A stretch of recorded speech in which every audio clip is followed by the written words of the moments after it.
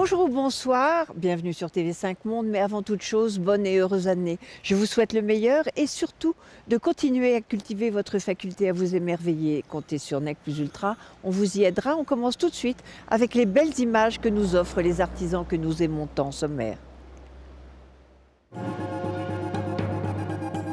À Madrid, rois et reines dévoilent leurs bijoux de famille. Visite de l'espace rêveur du décorateur Pierre Jovanovic. Les antiquaires français font salon à New York, so chic. Voici quelques joyaux et pour rêver du prince charmant peut-être, des couronnes et des diadèmes. C'est à Madrid encore pour quelques jours au très joli musée Tiffen, visite. Le temps d'une exposition, Cartier prend ses quartiers dans ce musée à Madrid. Pour l'inauguration, le joaillier avait réuni tout ce qui brille en Espagne. À travers plus de 420 bijoux, on parcourt l'histoire de la maison fondée en 1847, une première dans ce pays.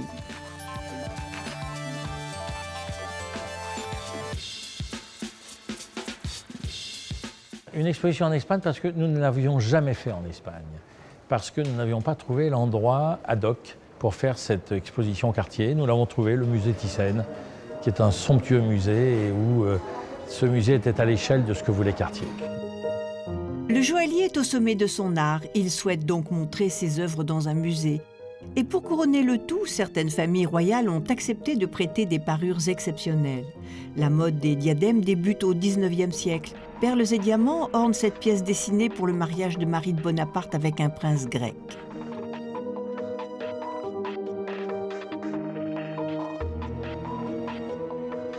Cartier, comme chacun sait, est le roi des joailliers. Donc forcément, quand on parle de roi, on parle de royauté, et Cartier était lié quasiment à toutes les royautés, et donc l'Espagne en faisait partie. Le roi Alphonse XIII, par exemple, a fait plusieurs cadeaux à son épouse, et donc forcément, c'était Cartier qui était l'élu. Et c'est vrai que ce qu'il faut faire ensuite, c'est que toutes les créations de Cartier, qu'elles soient à l'époque, qu'elles soient hier ou qu'elles soient demain, soient absolument à la hauteur de cette réputation. La maison s'est taillée une réputation aussi solide que ses diamants. C'est au début du XIXe siècle qu'il devient le joaillier des rois. La maison séduit d'abord le prince de Galles, puis les couronnes du Portugal, de Belgique, de Russie et d'Espagne. Dans certains cas, le bijou, comme c'est quand même un symbole de pouvoir assez important, dans cette exposition qui a lieu à Madrid, on a un prêt de la famille royale d'Espagne, qui est un diadème de perles et de diamants qui vient de la reine Victoria Eugénie, qui était l'épouse d'Alphonse XIII, la grand-mère de l'actuel souverain. Et ce diadème-là, il est porté toujours à l'heure actuelle par la reine Sophie, lors de cérémonies, lors de réceptions d'ambassadeurs, de chefs d'État. Et ce qui est assez amusant, c'est qu'on est dans cette exposition, mais qu'on n'a pas le droit de le filmer. Ça vous donne quand même une idée de la dimension symbolique que les bijoux peuvent avoir, puisque ce bijou somptueux, qui est extraordinaire, on n'a pas le droit de le filmer. Pour l'admirer, il faudra donc venir à Madrid. Et ce n'est pas le seul bijou à valoir le déplacement. De l'art déco des années 30 à l'inspiration chinoise, en passant par le style tutti frutti. L'exposition retrace plus de 165 ans de créativité.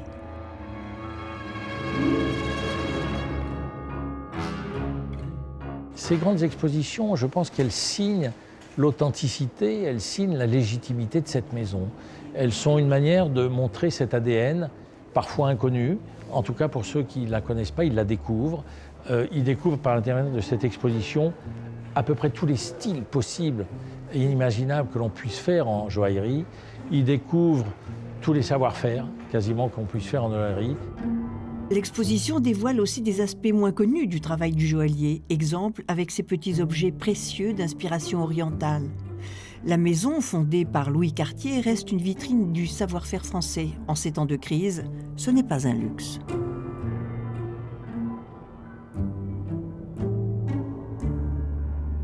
Je crois qu'on ne peut au contraire que se féliciter en France d'être l'un des conservatoires d'une certaine forme d'art de vivre, parce que la haute joaillerie, il ne faut pas se faire d'illusions, il n'y a plus de Français qui achètent de la haute joaillerie, c'est fini, il n'y en a plus.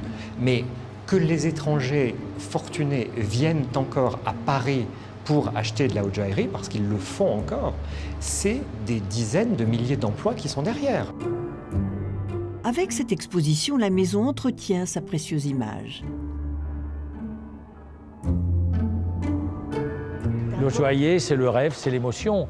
L'émotion parce que les pièces traduisent par la beauté des pierres, par la beauté de la créativité, et puis toutes ces émotions. Vous verrez dans cette exposition beaucoup de ces célébrités qui sont avec leurs bijoux, avec des histoires merveilleuses. Cette broche a été commandée par le duc de Windsor en 1940 pour sa belle.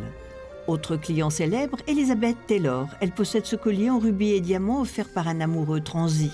Quand on aime, on ne compte pas. Enfin, c'est ce que l'on dit. On peut aussi admirer les bijoux de Grace Kelly. Là, juste derrière moi, sur la gauche, derrière mon épaule, on a toute une série de bijoux qui ont appartenu à la princesse Grace de Monaco, qui appartiennent toujours au prince souverain de Monaco. Donc vous avez sa bague de fiançailles, un bracelet, 3 clips en rubis et diamants qui peuvent se monter en diadème, et une triple rivière de diamants qui sont des cadeaux de mariage qu'on a fait à Grace Kelly quand elle a épousé le prince de Monaco. Donc ça, c'est une anecdote qu'on peut raconter. Ce sont les cadeaux de mariage et de fiançailles de Grace Kelly. Des pièces exceptionnelles où rien n'est laissé au hasard. La haute joaillerie, c'est très particulier. Pour qu'une pierre soit belle, il faut qu'elle soit mise en valeur. Pour être mise en valeur, il faut qu'elle ait un dessin extraordinaire qui soit adapté à sa forme, à sa couleur. Et après, il y a tout un tas de techniciens qui arrivent là-dedans. Il faut qu'il y ait des polisseurs, il faut qu'il y ait des sertisseurs, il faut qu'il y ait des joailliers, il faut qu'il y ait des dessinateurs. Et le propre d'une monture de haute joaillerie, c'est qu'elle doit non seulement être brillante à l'extérieur pour que le métal brille, mais à l'intérieur. Parce que si la monture est opaque à l'intérieur, les réflexions de la lumière ne seront pas optimum dans la pierre.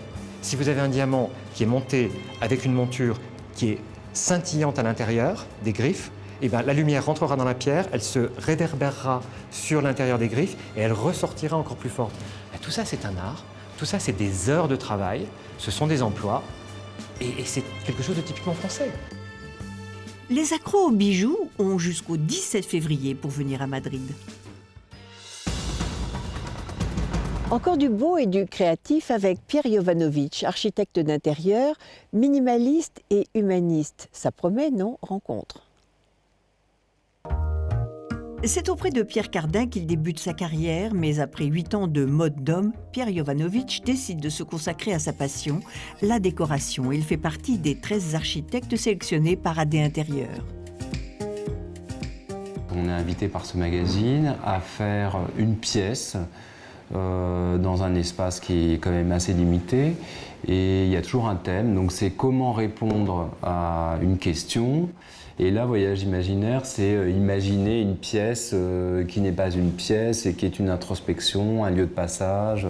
C'est une exposition éphémère où finalement on peut se lâcher, on fait quelque chose qui n'est pas la réalité. Il a donc imaginé un pavillon en ellipse. Ce que j'essaie justement de faire, c'est ne jamais refaire la même chose. Mais je crois qu'effectivement, on reconnaît toujours, parce que c'est très... Il n'y a pas de surcharge de mobilier, il n'y a pas de surcharge d'objets, c'est des lignes toujours assez pures, de temps en temps avec quelques géométries pour adoucir ces lignes qui sont très tendues. C'est des matériaux bruts avec du bois, du métal, de la pierre, ça c'est des choses très naturelles que j'aime. Le bois, c'est une histoire de rencontre. J'ai contacté cet ébéniste qui est un ébéniste itinérant et on a fait au moins 15 pièces déjà ensemble. Et c'est des pièces toujours en bois massif, toujours des aspects assez bruts, des états de surface très manuels. Et ça, on le ressent vraiment et c'est ce que j'aime, c'est qu'on sente la main de l'homme et rien n'est industriel. Tout est fait à la main. Je suis chargé par Pierre Jovanovic de fabriquer une banquette d'assises pour la pièce d'exposition.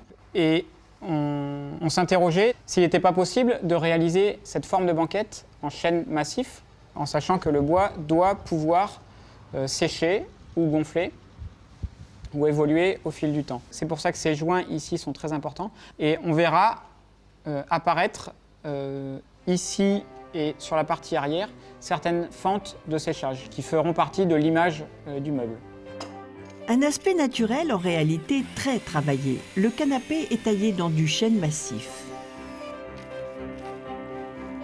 Je vais fabriquer ces éléments à partir des sections de poutres que vous voyez ici, en laissant l'état de surface brut de tronçonneuse.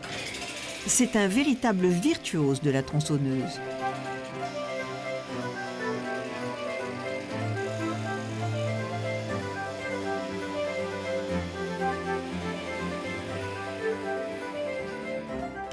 Donc là, on a les deux morceaux qui sont séparés. Voilà, donc maintenant, pour finir de dégrossir cette pièce, il ne reste plus qu'à donner un coup de tronçonneuse régulier ici pour arriver à avoir une surface de 5 cm.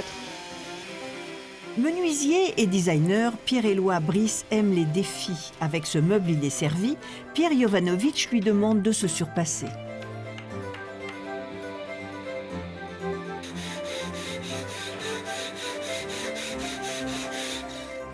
Cet état, on ne pourrait pas l'avoir avec autre chose qu'avec qu'une tronçonneuse. Un canapé minimaliste, le plafond de la pièce évoque le passage des nuages. Le thème de l'exposition, c'est donc voyage imaginaire. Je ne voulais pas faire un appartement comme j'ai l'habitude d'en faire ou une maison. Je voulais vraiment faire comme un statement, comme quelque chose d'imaginaire, que les gens se projettent vers quelque chose qu'ils n'ont pas l'habitude de vivre à l'intérieur de chez eux. Donc à travers ce plafond fait de 7 strates asymétriques, que l'œil se projette vers le ciel et comme une hutte, en fait, comme une maison qui n'est pas une maison, comme un toit qui n'est pas un toit. Je ne voulais pas que ça ressemble à un intérieur, c'était quelque chose de plus abstrait. Une pièce pour doux rêveurs fait de lignes géométriques et de courbes. Ici, en fait, ce que je voulais faire, c'est vraiment montrer aussi ce que j'aime faire, c'est-à-dire qu'un luxe très présent, mais aussi très contrôlé par ce sofa qui est en bois brut, en chêne brut. Luxueux et sobre à la fois. Et c'est vraiment des rondins, comme ça, d'un arbre qui est début 1900, enfin qui est début 19e et qui a été coupé il y a 10 ans, donc qui est maintenant sec, mais qui continue aussi à vivre. Le canapé va encore s'ouvrir au fil des années, parce que voilà, et ça c'est une chose que j'aime beaucoup. Dans son agence, Pierre Jovanovic emploie 12 personnes, dont 8 architectes et 2 décoratrices. Ses intérieurs sont aussi minimalistes et chaleureux que lui est beau. Direction New York, nous avons suivi le syndicat national des antiquaires à The Salon. C'est une première et ça s'est tenu à l'Armory Show. Les Frenchies à l'assaut de New York. Le syndicat national des antiquaires s'est associé à l'américain Sanford Smith pour créer The Salon. Une sélection du meilleur de l'art moderne et contemporain, première édition en novembre dernier.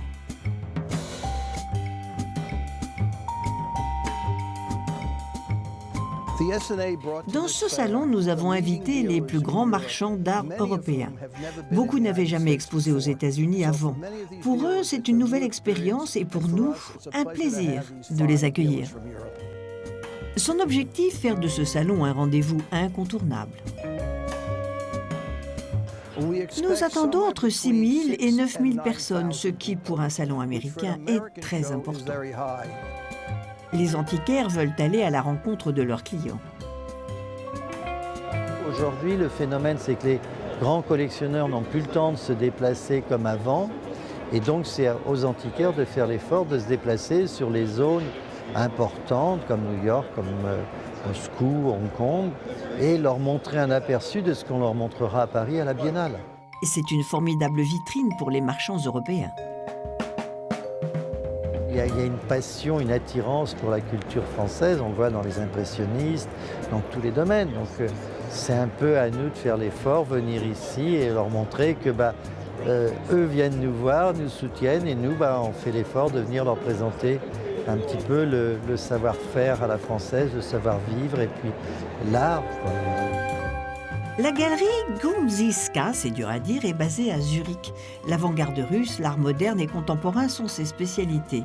Sur son stand, on pouvait admirer les tableaux de Picasso, Kandinsky, Miro ou encore Matisse. Ce salon permet de renforcer les liens entre l'Europe et les États-Unis. Un échange gagnant-gagnant pour le directeur de la galerie du Minotaure. Je pense que ce que les Américains attendent des Français, c'est d'apporter quelque chose d'autre, quelque chose qu'il n'y a pas ici, et surtout du syndicat, une manière de faire ou une manière d'accrocher, une manière de présenter les choses, et surtout de montrer des objets qu'on ne voit pas régulièrement ici. C'est autre chose que les foires qui sont toute l'année dans l'Armory. Alors c'est surtout des artistes d'Europe de l'Est qui sont passés par Berlin dans les années 20, qui se sont tous à peu près côtoyés à la même période, au même endroit, donc à Berlin.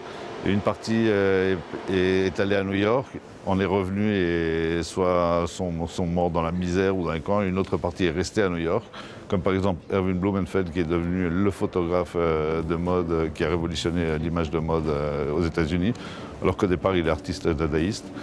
Ou des gens comme Ilse Bing ou Boris Aronson qui est le scénographe de Broadway, c'est lui qui a introduit la modernité et l'avant-garde, la notion d'avant-garde dans le musical, dans la scène de Broadway, en commençant par le théâtre yiddish en 1924 quand il arrive aux États-Unis. Ces artistes ont diffusé des idées nouvelles, en rupture avec les traditions de leur époque. Nous exposons ici un aperçu du début du XXe siècle. Regardez les lignes de perspective, comment l'artiste a construit la peinture, la synagogue. C'est différent. Ce n'est pas comme les Juifs avaient l'habitude de la représenter dans leur shtetl, c'est-à-dire dans leur quartier au XIXe siècle. C'est les origines de l'esthétique new-yorkaise. C'est Berlin, l'avant-garde russe, le Bauhaus, enfin c'est tout ce qui a façonné l'esthétique américaine au XXe siècle. Des exposants américains sont aussi là. Cette galerie, par exemple, présente des designers du XXe siècle. Le salon mise sur la diversité. Il y en a pour... Tout le monde peut... Tout est de même niveau, je trouve, dans ce salon, avec des expressions différentes. Les antiquaires Bram et Lorenzo mettent à l'honneur les grands peintres français du 19 et 20e siècle, de quoi ravir les collectionneurs américains. C'est tellement éclectique que c'est un pays magnifique parce qu'il y a des collectionneurs d'absolument tout. C'est vraiment un pays de collectionneurs depuis très longtemps. Président du syndicat national des antiquaires, Christian Dédier se dédie aussi à l'Asie. Il propose un voyage dans l'Antiquité chinoise. Certaines pièces ont plus de 1000 ans, des œuvres très rares, très chères aussi.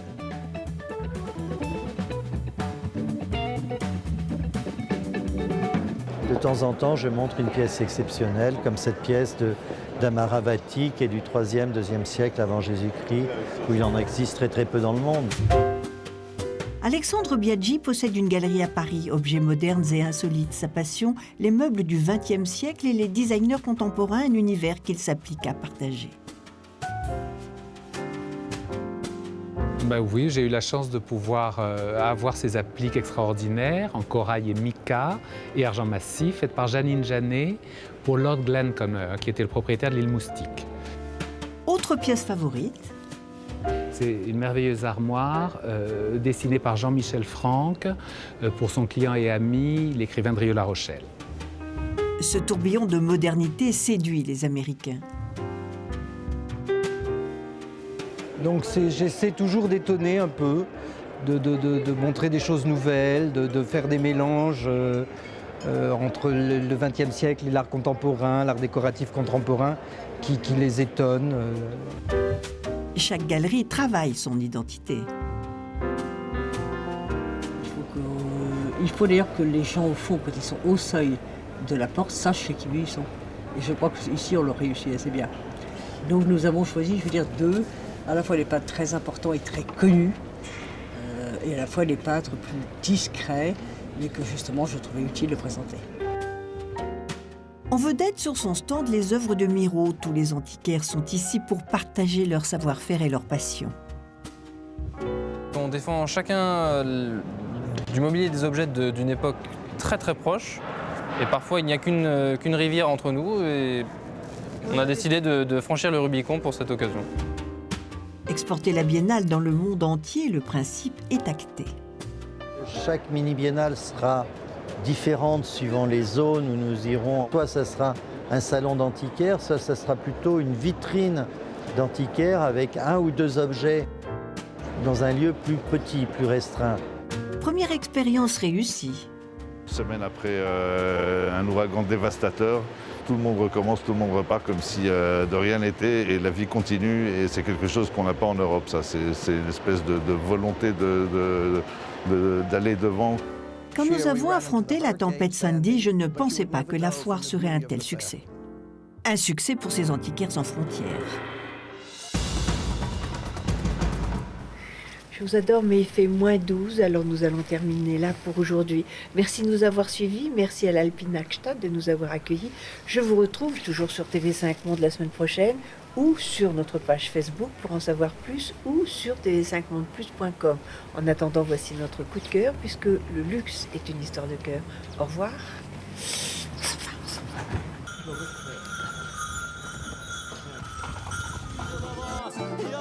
Un vent d'Est souffle sur cette pâtisserie parisienne. C'est la réplique du café Pouchkine, le rendez-vous des gourmands à Moscou. La décoration s'inspire du XVIIIe siècle pour évoquer la Russie des tsars. Ces douceurs font voyager nos papilles.